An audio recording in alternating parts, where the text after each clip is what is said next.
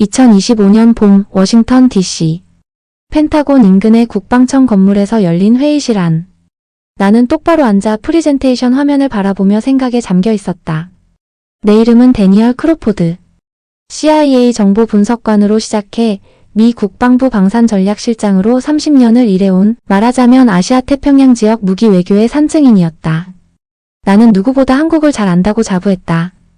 그들은 언제나 불만을 품었지만 결국 미국의 조건을 수용했고 기술 이전 요구는 단 한 번도 성사된 적이 없었다.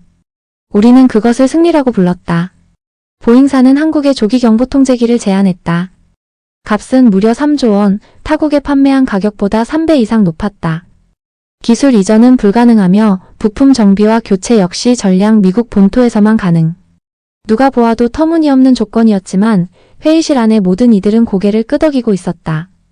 한국은 어차피 우리 없이는 못 간다. 그 말은 진리처럼 통용되고 있었다. 하지만 내가 회의 종료 직후 받은 전문 하나는 그 모든 믿음을 산산이 부숴버렸다. 한국 국방부 보잉의 조건을 수용 불가. 기술 이전 없는 단가 협상 무의미하다고 판단. 협상 중단. 나는 믿을 수 없었다. 수용 불가라는 말은 과거 한국의 외교 언어에서는 좀처럼 보기 어려운 단어였다. 더구나 무의미하다라니? 그건 명백한 거절이었다. 동시에 나의 머릿속엔 수없이 많은 데이터가 떠올랐다.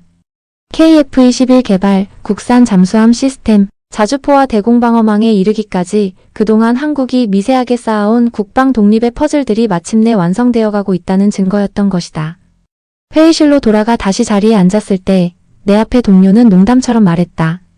한국이 감히 보잉을 거절한다고? 웃기지 마. 이건 곧 철회할 거야. 그 순간 나는 느꼈다. 이건 단순한 협상이 아니라 질서의 붕괴를 알리는 경고였다. 미국이 수십 년 동안 유지해온 무기를 팔고 영향력을 행사하며 동맹국들을 조율하던 그 틀 자체가 이제는 작동하지 않는다는 것을. 한국은 이제 사는 쪽이 아니라 고르는 쪽이 된 것이었다. 며칠 후 미국 방산업계 전체에 충격이 퍼졌다. 보잉의 주가는 하루 만에 3% 하락했고 주주들은 왜 한국이 떠나려는지를 설명하라며 압박했다. 한국은 곧바로 사부 스웨덴 엘타이스라엘와의 협상을 시작했고 KAI는 독자 플랫폼을 개발 중이라는 사실이 밝혀졌다. 정보기관 내부에서는 그제서야 한국이 이미 시뮬레이션과 프로토타입을 준비 중이었다는 보고서가 올라왔다. 나는 회의실에서 벗어나 혼자 옥상에 올라가 서울 야경 사진을 꺼내보았다. 내가 마지막으로 출장 갔던 서울 용산의 야경이었다. 그 빛들 속에는 겉으로 보이지 않았던 결의와 자존심이 숨어 있었던 것이다. 한국은 왜 미국을 거절했는가? 그 질문은 나의 방산 외교 인생 30년을 처음으로 뒤흔들었다. 더 이상 그들을 고객으로 보아선 안 되었다. 그들은 더 이상 따르는 자가 아니었다. 기준을 세우는 자였다. 한국의 단호한 거절 이후 워싱턴의 공기는 확연히 달라졌다. 보잉 본사는 패닉에 가까운 상태였고 미 국방부 내부에서도 비상 연락망이 돌기 시작했다. 회의실마다 붉은 경고등이 켜진 듯했다. 한국 이탈 가능성. 유사 상황 대비 필요. 우리 전략실의 보고서 제목부터가 달라져 있었다. 나는 서둘러 내부 회의에 참석했다. 회의실 한쪽 벽에는 한국의 지난 20년간의 방산 수입 내역이 차트로 정리되어 있었고 반대편에는 국산화율 변화가 그래프로 표시되어 있었다. KF-21, 천궁, 비호복합, 독자형 AESA 레이더, 심지어 소프트웨어 암호화 기술까지. 언제부터였을까? 그들이 그렇게 멀리까지 온 줄은 우리는 몰랐다. 아니, 무시하고 있었다. 회의의 중심에는 윌리엄 바로우가 앉아 있었다. 그는 전직 상원 군사위원장이자 지금은 보잉의 전략 자문역으로 활동 중인 인물이다. 그가 조용히 말을 꺼냈다. 기술을 넘겨주면 한국은 10년 안에 미국의 경쟁자가 된다. 그들은 미국을 닮지 않았고 따라올 생각도 없다. 스스로 설계할 것이다. 나는 반박하고 싶었다. 지금 우리가 마주한 상황은 한국이 미국을 뛰어넘으려는 욕망 때문이 아니라 자신들의 독립성과 기준을 지키기 위한 움직임이라는 사실을 말해주고 싶었다. 그러나 말이 나오지 않았다. 내심 나 또한 한국이 기술을 제대로 갖추게 되면 미국의 시장이 무너질 것을 알고 있었기 때문이다. 그럼에도 나는 다른 관점의 이야기를 꺼냈다. 그렇다고 이대로 밀어붙이면 그들은 정말 떠날 겁니다. 이미 사부와 협상 중이고 자체 플랫폼 개발에 돌입한 게 맞다면 다시는 못 돌아옵니다. 그러자 한 고위 임원이 비웃으며 말했다. 우리가 끊어버리면 돼. GPS, 위성자료, 국제인증체계, 소프트웨어 인터페이스. 우리가 막으면 한 발짝도 못 움직여. 그 말이 끝나자마자 나의 심장은 철렁 내려앉았다. 아직도 이들은 한국이 종속적 위치에 있다고 믿고 있는 것인가? 기술의 문제 이전에 인식의 문제였다. 한국은 단순히 더 좋은 장비를 찾는 게 아니라 불공정한 관계 그 자체를 끊고 싶어 하고 있었다. 나는 회의가 끝나자마자 혼자 분석실로 향했다. 지난 10년간 한국과의 협상 데이터를 다시 열람했다. 기술 이전 요청, 미국 거절, 한국 수용이라는 패턴이 반복되던 과거. 그런데 2020년을 기점으로 이상한 변화가 감지되었다. 한국은 기술 이전을 받지 못해도 불만만 표하던 것이 아니라 곧장 국산화 프로젝트를 시작해 다음 협상에선 더 강한 입장을 취하고 있었다. 그리고 지금 그들이 우리를 거절했다. 분명한 것은 그 거절은 기술적 문제가 아니라 철학적 선언이었다. 미국은 팔아야 한다고 생각했고 한국은 살 필요가 없다고 판단한 것이다. 나는 그제야 깨달았다. 우리는 지금 아주 중요한 선택의 기로에 서 있다. 미국이 과거의 영광만 믿고 동맹국을 위해서 내려다보는 방식에서 벗어나지 못한다면 우리는 단지 한국만 잃는 게 아니라 아시아 전체의 신뢰를 잃게 될 것이다. 서울방산진흥청 9층 회의실. 이곳은 최근 몇 달간 불이 꺼진 적이 없었다. 바로 이곳에서 한국형 조기경보통제기 개발 TF가 가동되고 있었기 때문이다. 한밤중에도 책상 위에는 회의록과 설계도가 어지럽게 펼쳐져 있었고 흰 와이셔츠 차림의 기술자들이 한글로 된 코드와 설계 데이터를 점검하고 있었다. 스웨덴 사브사, 이스라엘 엘타, 그리고 KAI와 LI진엑스원이 총출동한 연합체였다. 김도경 소장, 그는 한국공군 출신의 전자전 전략가로 은퇴 후 방산기술연구소에서 총괄 책임자로 일하고 있었다. 그는 미국 보잉과의 협상 결렬이 발표되던 날 바로 이곳 TF를 발족시킨 장본인이었다. 이제 시작입니다. 미국의 시스템 없이 우리가 감시하고 판단하고 타격까지 지시할 수 있는 시스템을 만듭시다. 그 한마디에 수십 명의 눈빛이 달라졌다. 과거엔 언제나 미국제 시스템의 하위 모듈로 설계되던 한국 방산 프로젝트는 이번만큼은 처음부터 독립적인 구조로 개발되고 있었다. KAI는 기체를 설계하고 하나는 레이더와 통신체계를 담당했으며 LIG는 작전관리 소프트웨어를 별도로 구축했다. 말 그대로 미국 없이 완전히 독자적이었다. 이때 미국 쪽에선 아무것도 몰랐다. 한국이 그냥 협상을 중단하고 다른 나라 장비를 사거나 시간을 끌 것이라 예상했기 때문이다. 그러나 한국은 설계라는 말없는 반격을 택했다. 도경 소장은 밤늦게까지 회의록을 정리하며 중얼거렸다. 우리가 늘 열등하게 보였겠죠. 하지만 이건 자존심의 문제입니다. 한국은 기술 하나하나를 모으기 시작했다. 레이더는 이스라엘로부터, 전술 데이터 링크는 독자 개발로 심지어 GPS 대체 시스템도 준비하고 있었다. 이들은 미국이 끊어버리면 끝이라는 오만한 가정 자체를 깨기 위해 움직였다. 그 무렵 보잉 본사 내부에서는 소문이 돌고 있었다. 한국이 조용히 11 사이즈의 플랫폼 시제품을 구축했다는 정황이 포착된 것이다. 하지만 경영진은 이를 헛소문이라 일축했다. 그들이 마지막까지 무시한 것은 바로 한국 특유의 조용한 추진력이었다. 한편 김도경 소장은 각 기업과의 협업회의에서 끊임없이 강조했다. 우리는 더 이상 누군가에게 허락받으며 만들지 않습니다. 그리고 이 시스템은 한국만이 아니라 아시아의 기준이 될 것입니다.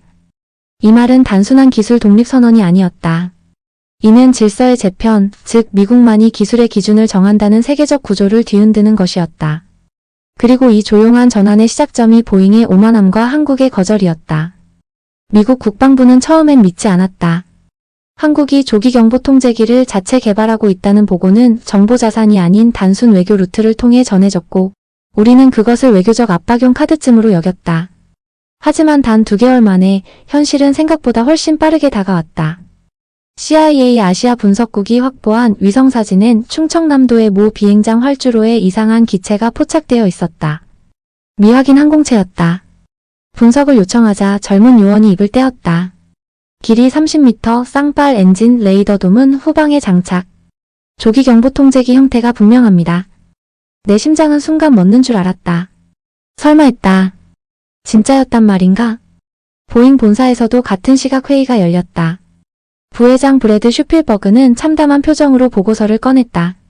그들은 우리 기술 없이 플랫폼을 구성했고 AESA 레이더는 LIG-넥스원 협력으로 제작 중이며 항전 소프트웨어는 하나방산이 만들고 있습니다. 우리는 지금 옵션이 아니라 걸림돌로 보이고 있습니다. 말은 많았지만 핵심은 분명했다. 한국은 더 이상 미국을 필요로 하지 않았다. 이 사실은 미 국방부를 혼란에 빠뜨렸다. 우리는 급하게 한국 외교안보실에 고위급 회담을 요청했지만 답변은 차가웠다. 필요하면 우리 쪽에서 연락드리겠습니다. 이전과는 전혀 다른 톤이었다. 나조차도 이 상황이 믿기지 않았다. 나는 직접 국방부 국제협력국장에게 요청하여 한국 측 국방기술 담당 차관과의 영상통화를 추진했다. 몇 주 후 마침내 통화가 성사됐다. 카메라 앞에 나타난 이는 한국 국방기술정책 차관 윤태섭이었다. 그는 조용하고 단정한 표정으로 입을 열었다.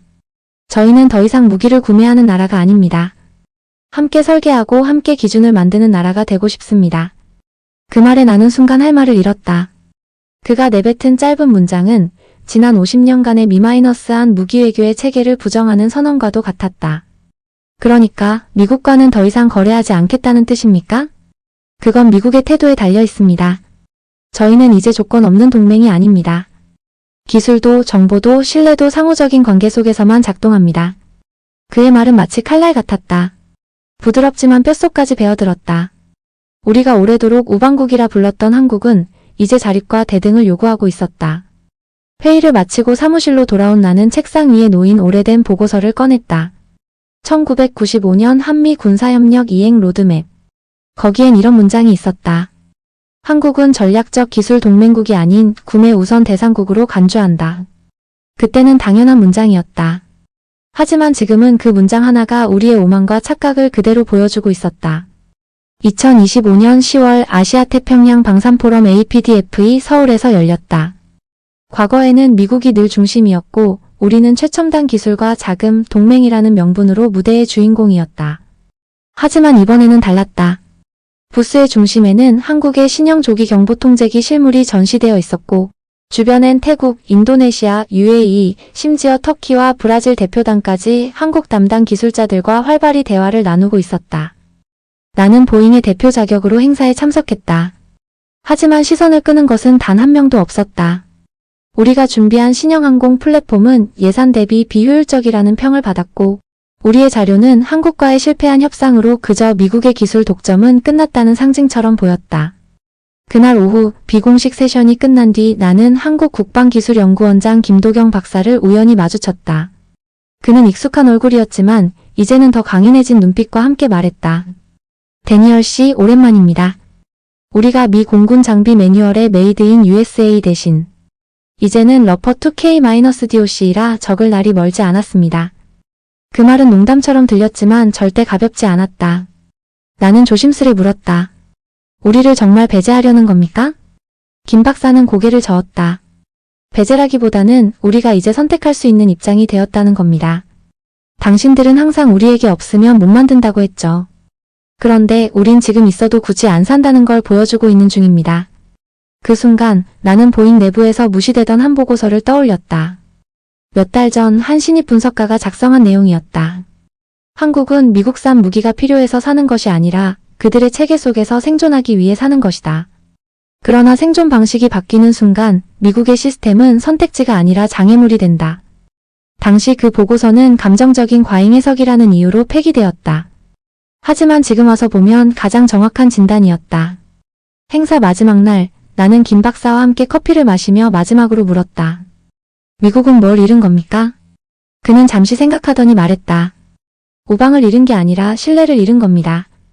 기술은 따라잡을 수 있어도 한번 부서진 신뢰는 복구가 어렵죠.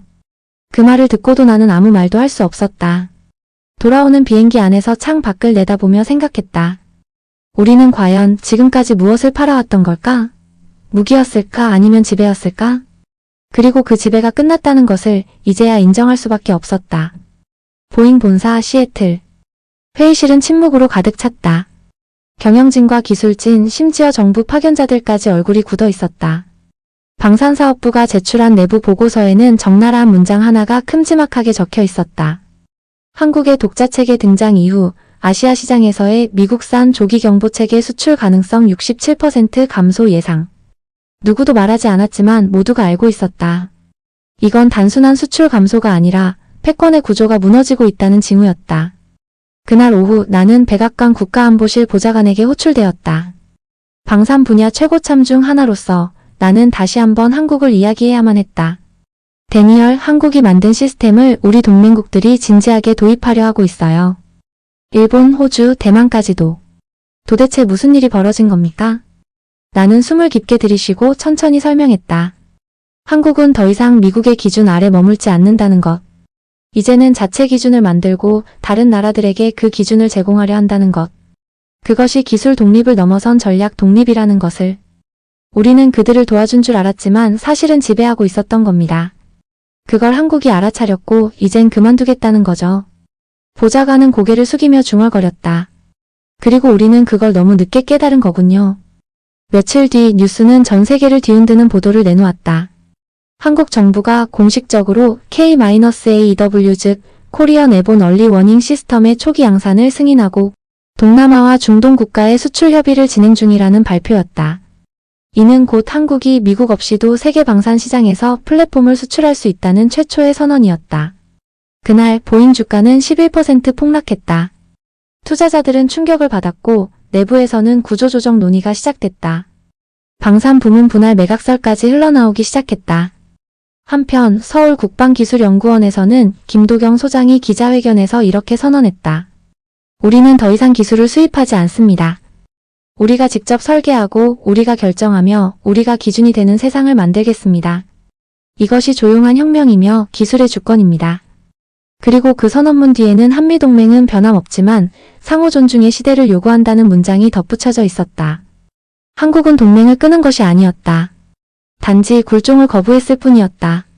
나는 TV 화면을 멍하니 바라보았다. 한때 무기 한 자루, 전투기 한 대를 사기 위해 미국 대사관을 수십 번 오갔던 나라. 계약서 한 줄 바꾸기 위해 백악관까지 찾아와 애원하던 그 나라가 이제는 미국 없이 기술을 설계하고 기준을 제시하고 동맹국들을 이끄는 나라가 된 것이다. 그리고 깨달았다. 진짜 무서운 건 무기가 아니었다. 바로 기준을 만드는 힘, 그 힘을 쥔 자가 세계를 움직이는 것이다. 이제 미국은 선택의 기로에 놓였다. 한국을 다시 협력의 파트너로 받아들일 것인가 아니면 과거의 영광에 사로잡힌 채 고립의 길을 택할 것인가. 그리고 나는 그 잿더미 속에서 조용히 결심했다. 이번엔 우리가 그들에게 배울 차례다.